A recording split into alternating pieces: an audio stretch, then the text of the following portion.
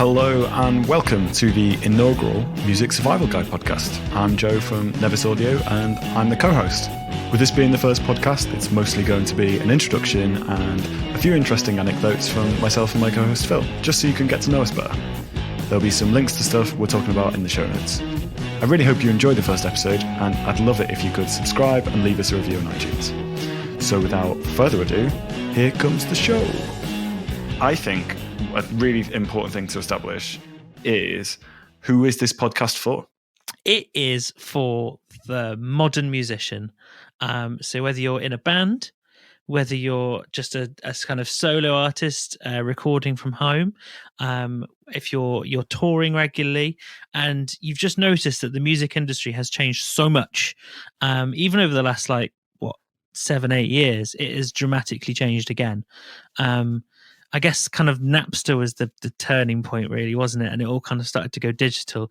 But everything has changed in the music industry, and it's about working out what does that mean for you as a musician, and how you get gigs, how you record, where you record, how you release your music. It's all changed, and it's about working out where you sit within that.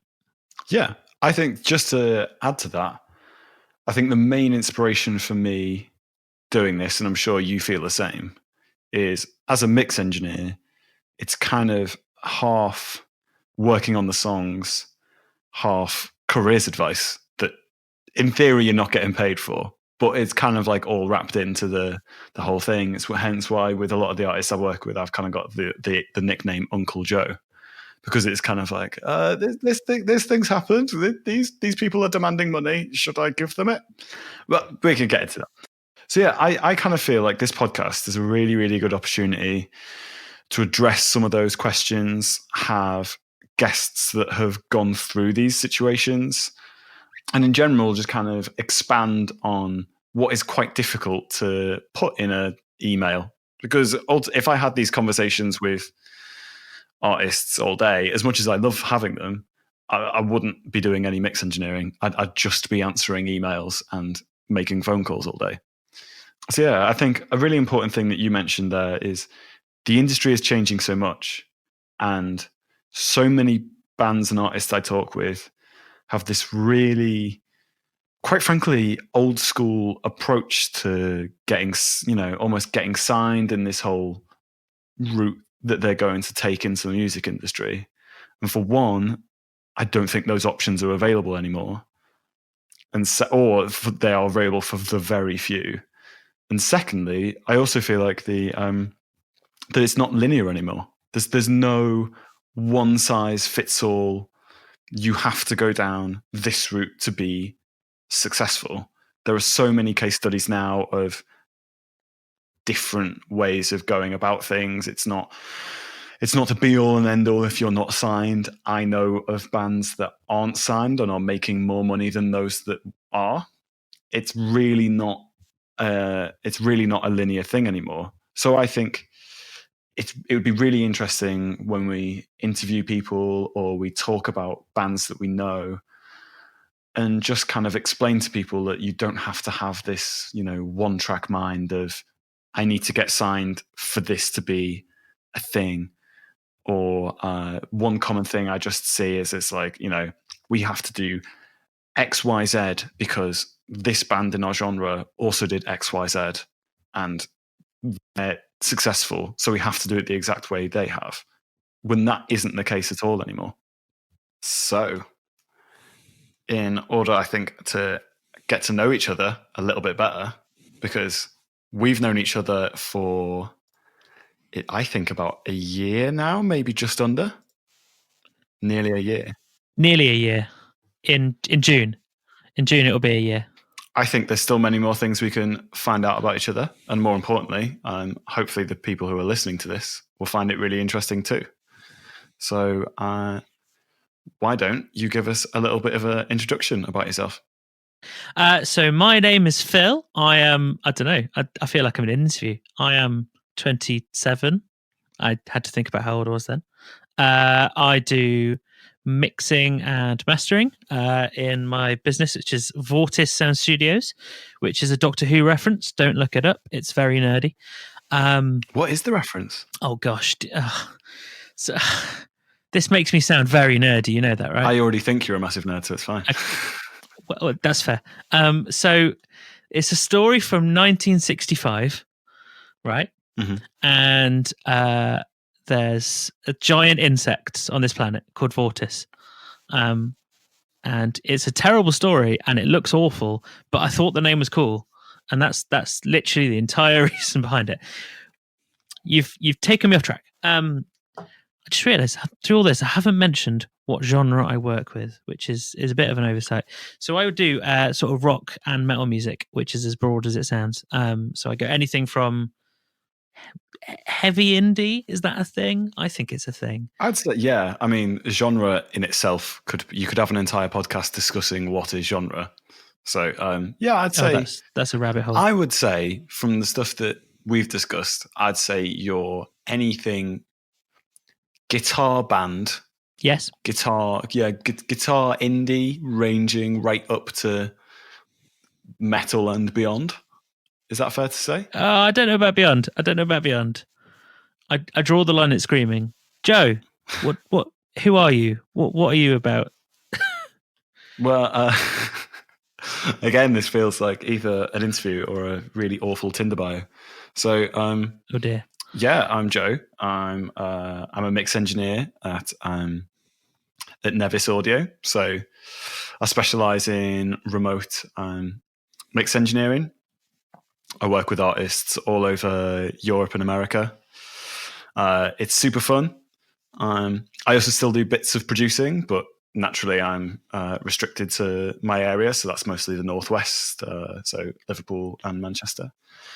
But yeah, so I also, speaking of genre, it's probably, I think we've got a good balance of genre because I mostly do kind of pop, kind of up to where you start. So kind of like indie rock. Yeah, so I think like we've got a really nice crossover. Obviously, like, you know, genre is really, really difficult because I think you find, well, I've worked with people where they're like, hey man, yeah, it's really chilled out synth pop, and then you get it and it's Kemper profiles and double kickers, and you're like, whoa, okay, that's definitely not what I thought of. Yeah, so tell me a bit more about how you got into this insane business of doing what you do. I've never told you this story, have I? You've never asked me this question before. No, which is why I'm really interested to hear it.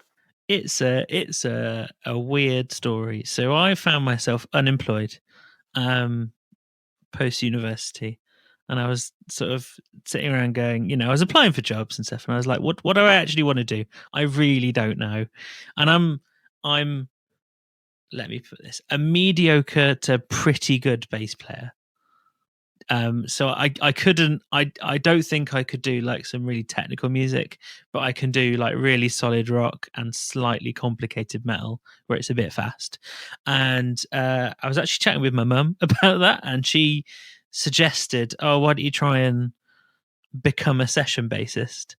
And I thought, yeah, that sounds great. That sounds like a good use of being unemployed. Like I can actually try and build something. And that did not go anywhere at all. So I made a website. I spent about 6 months making a website on WordPress, doing essentially all my own coding, which was not fun. I had the best URL that I could ever imagine, which was philthebass.com. I loved that URL. Oh, lovely. Yeah. I know. And so I made this URL, and then I thought, oh well, I could also actually do mixing. I'm okay at that.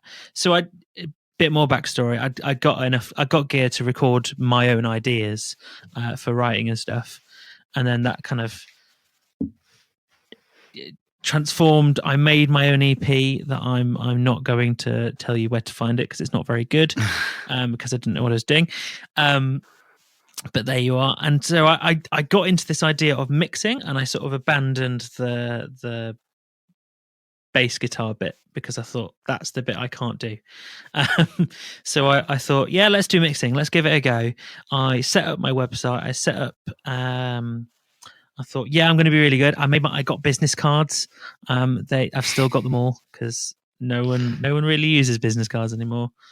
But I felt proper getting them. More importantly, do they have the old URL of Fill the Bass on? No, I got my new branding in place. Oh, okay. But they do have my old email address on, so they're a bit compromised. I've got about 100 of them that are just sat there. Never mind. How about you, Joe? What happened? So again, I definitely know we haven't discussed this because I was a session bass player. Really? Yeah. Well, you actually made money being a session bass player. So I mean, if you made more than £0, you made more than £0. Yeah, I mean, just, but we'll get into that another time. So yeah, I went down the whole route of fucked up my A levels. You know, I did that as well. Huge disappointment to friends and family. Wasn't going to go do genetics at Swansea like everyone hoped. That's fancy. And then I saw a thing for like, I'll go do music at uni. At this point, I kind of done it casually. Mm-hmm. Went to music, did all the usual music nonsense. You went to music? Yeah, went to university. So yeah, went to university, did all the usual music degree nonsense. Yeah. I came out of uni, and then I'd always kind of had like a general interest for music tech. And then there was this opportunity that, for the life of me, I can't remember how it came about, where Chapel Studios, which is an incredible studios in Lincolnshire, not to be confused with the 14,000 other studios called Chapel Studios around the world. Is it a common name? It's the most common name ever. When people say, "Oh, where did you?" I think there's one in Wimbledon actually. Yeah, when people say, "Oh, where did you work?" and I go Chapel Studios, and they go, "Oh, the one with Brian in Edinburgh." No, the one with Keith in Leith. No, and you just end up going through like a whole catalogue, and you go, "Which one is it?" It's the one in Lincolnshire where Arctic Monkeys did their record, and then they go, "Oh, right, okay, that one." So yeah, then I think I kind of got into that route of doing of working at Chapel Studios and making tea, then becoming like an assistant engineer, then this is the main engineer gets sick one day, I take over as the main engineer, and it kind of has all led to this point. And here you are. And here I am, like you say, magical transformation. So when I was about 14 years old, and I harbored dreams of being in Iron Maiden, because that was like my ultimate. That was Steve Harris, Iron Maiden, bass guitar. Yes, sign me up. I read a book. I bought a book actually called something like How to Get a Record Deal. And it was an interesting book. I don't remember a lot about it because it was a while ago, but I do know that every single bit of advice in that book is now wrong. It's now out of date. It involved a lot of sending out letters and how do you copyright your music. Something about putting your CD in an envelope and posting it to yourself. I remember that. And just everything in this industry has changed. So we're going to try and find the best people in the industry, the best people that we know who are doing really innovative things. And there are so many people doing really unique and different things to make themselves stand out and to give themselves a career. And it's just really interesting, I think, if we try and find these people and bring them to you so that they can share their wisdom with you. 100%. And I think, between us two as well, I think we have plenty of experience and have seen the, I'm going to put it lightly, awful things that some bands have done and awful choices they've made. And can hopefully, use those case studies and pass on those experiences to you, the listener, so you don't have to go through the exact same things. The thing I found really interesting that you said there was how you got this book at 14 and it was, all the things are really wrong. I think there's so much emphasis on just one thing. So, they say, oh, well, we're going to concentrate on Facebook, or we're going to concentrate on Instagram, or we're going to concentrate on, old school getting CDs at gigs, whatever. The thing I say to people when they kind of go, oh, Facebook or Instagram, I'm going to get this course on Instagram. I go, yeah, that's cool, but do you remember MySpace? I just think if you think about the MySpace generation, and there are huge success stories from that, Arctic Monkeys being one of them. Yep. But you can apply all this money and time and effort into one thing, and then next year it couldn't exist. It's very true. Like, that's it.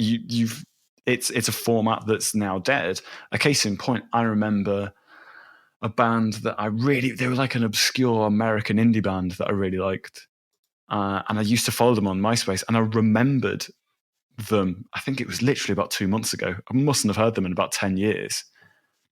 I can't find them now because my only source was MySpace. I used to love MySpace.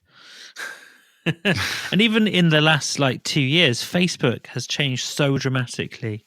So as a band or as a business or whatever it is, if you want to find people who will follow your page and like your posts and things, it's one of those things where you have to start paying money. You can't really get it for free anymore on there. So even Facebook, even the sort of established places are changing so quickly. It just need to work out sort of the best ways to go with these things. Yeah, I totally agree. I also think the scary thing with Facebook is that not only are you paying money to put it in front of people, you also need to pay money for the people who are your fan base already. You need to pay money for them to see it. Yeah. So I think it's on average, this can change. So by the time this goes out, it could be totally different. It's something like only 13% of people who like your page will actually see your posts organically. That explains so much. That's lower than I thought it was. And that's the insane thing, because it's in Facebook's interest for you to pay to do that. And also there's so much danger in paying for Facebook likes, because okay, let's say we're in a hypothetical band. We play shows in London. We're in like a indie band. So we play in a band. Yeah. We want to promote our local shows, and let's just say, oh, well, we'll pay for more likes.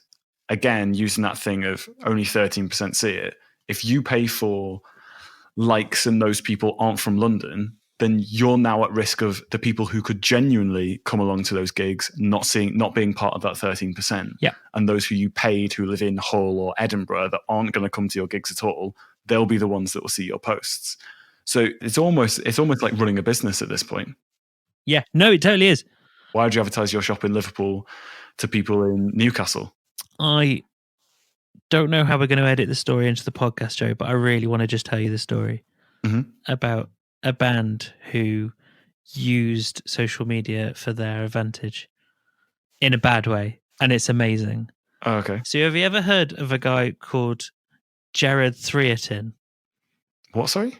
This guy is called Jared Threatin. Have you not heard of him? I have seen that guy. You have heard of this guy. This is the guy who booked out this guy a European tour and no one came. He booked out. Yes. So what he did, he used social media in a very canny way, but in a way that damages it for every other band. So he put together, he's an American guy. He made an amazing album in his home that sounded half decent, not amazing, but far from awful. It was actually quite well produced. Put together a band of people, underpaid them, but they were young, so they didn't really care. They were seeing Europe. And he made a fake, essentially a fake band history page, made some fake live videos that were amazing, but they're not online anymore. He took them down. He made a fake promoter. He made a fake record company and put loads of fake bands on there to make it look real and look convincing. And then off the back of that, and bought loads of likes for his Facebook page as well. And off the back of that, European promoters booked him on a tour. So he played places like, I think, Camden Underworld, which is like 300 people, and he got about 10 dates. And they got support acts, and it was incredible. It's an incredible story. He booked these venues out, and the support bands played, and there was nobody there. And then the band played, and there was nobody there. Like literally nobody had bought a ticket. And it was the most incredible deception that I have ever heard. So off the back of this guy has booked a show at Camden Underworld, I think, in the coming months, because he's generated so much publicity and so much interest in the story that people actually want to see him play. And so out of this scam, he's actually built something, and that is not right at all, but it's very clever. Yeah. And it shows what you can do in the social media world. Yeah, no, I totally agree. I can't help but feel in cases like that, though, is it almost like a parody? Like, do people want to go and see him because it's almost like a parody? Is it a comedy at this point? Yes, I was tempted to go for that reason. Yeah, it's okay. But I'm not going. I mean, that tactic is useful, but I can't help but think it will never be done again. Will he ever? Well, yeah, it'll never be, like you say, it will never be done again. And I can't help but feel like he will never be taken seriously as an artist. It will always be a joke. I don't know. I truly don't know. He generated so much interest. I saw hundreds of articles and YouTube channel posts about this, and it was just endless. And I heard so much. There was interviews, all the guys that he'd messed about, who were his I was going to say support band. That's not the word. What's the word? Hired guns. Session players. And it's just amazing what he's kind of managed to do. But it did leave me feeling a bit sad. Yeah, it leaves a bit of a sour taste, really, doesn't it? No, I think that's a really interesting one. Yeah. So to counter that, I'm going to tell you a quick one that is slightly more lighthearted, and I think is a slightly better use of social media. But again, cannot be repeated because Spotify have wised up to it.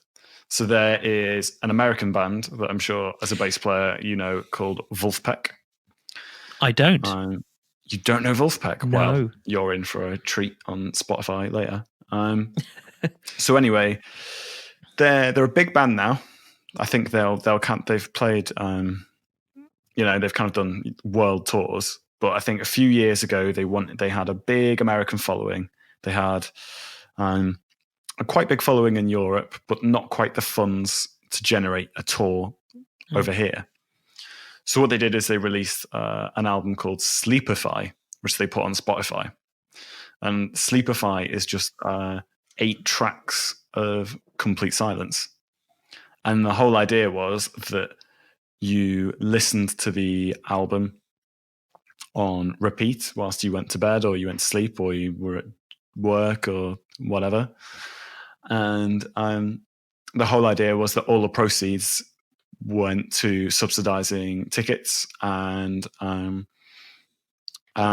they then went out on tour, and it generated huge media attention, and they've gone from being a big band into a really big band, and it's worked really well in their favor. So yeah, I think that even though some would argue Spotify won't be too happy about it, I think it is a good use of an odd social media tactic. But I think that's an interesting point, actually. So we're going to be talking about all sorts of things on this podcast, but a big part of every musician's life today is Spotify. It's a bit of a dirty word to some people because it stops people buying albums, and they said they just kind of have a song on their playlist. But the best, this is just something that's come to mind. The best positive view of Spotify that I've ever heard is that if someone likes your album and buys it, that is one, whatever it is, 7 to 10 quid purchase, and you're done. But if they like your album and they're choosing to stream it instead, every single time they listen to it, you get some money. Now, that's not a lot. It's certainly not a lot. I'm not pretending it's a lot, but these kind of things can build up, and it kind of remains to be seen. But perhaps over the time of that person listening to that album, it may even generate more money than if they just bought it once. Yeah, no, I totally agree. I think another thing to remember is a lot of people hark back to the halcyon days of, it's not like when it was released on vinyl and everyone went to Tesco or Sainsbury's and bought it. And you go, yeah, it's not. And it, to some people it would be slightly shitter. But one thing to remember is you can sit there and go, Spotify's evil and it makes no money and blah, blah, blah, blah, blah. Or you can just go, right, this is the situation. I now need to find a creative way of dominating that. Yeah. For every door that closes, i.e., physical sales, another door opens. And there are, like Wolfpack and like the anecdote that you mentioned, there are ways of getting around it. You just have to be the one to figure it out. Yeah. And if you take the other option of just sitting and, sitting on your ass and complaining about stuff on Facebook, that's fine. Whilst you do that, there'll be other people figuring out how to dominate the market. Other people making a career out of it. Just seeing pushing totally. doors and seeing what happens. It's totally true. Exactly. And there's this, the way that I consume music nowadays is completely different from 5 years ago. So I often discover music on Spotify. Spotify is fantastic for finding bands or artists that you did not know existed. It's great for that. And then I find bands that I like. I listen to them for a while, and then I buy their album. Or their EP, whatever it may be. So again, a positive way to view that is that in fact I am essentially double dipping. I'm buying the album, but I'm also streaming it, and therefore there is some money coming to the band. And it's that kind that even just that kind of mindset that I think helps a band if they think about it in that way. Yeah, I think, like you said, it's that thing of positive mental attitude, but also it's the only attitude. You can complain about it, but it won't change anything. It's not like, Spotify or Apple are going to listen to Steve and Terry who play in a locals band and complaining about physical sales. If everyone else is doing well from streaming, you're going to have to adapt. So, Phil, if people wanted to find out a bit more about you and your work, where would they head to? So, I'm on most forms of social media. I'm on Facebook. If you just type in Vortis Sound Studios, I've got a sort of funny black and white logo with a V that sort of looks like a sound wave. I'm on Instagram, and I think that's a very similar thing. If you type in Vortis Sound Studios, you'll find me there. And my website is vortissoundstudios.com.